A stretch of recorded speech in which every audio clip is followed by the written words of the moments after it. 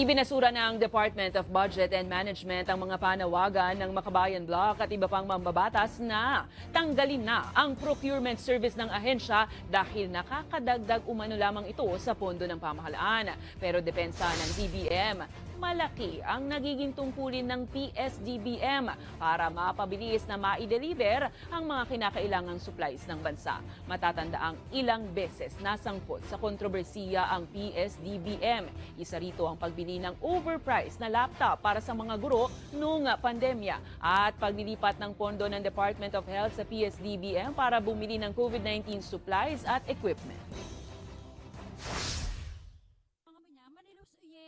Usually naman, yung mga maliliit na ahensya, mga binibili niyan, yan yung mga common use eh. So pag available po yan sa PSDBM, ang ating Central Procurement Agent or agency or office, pwede sila bumili diretso doon.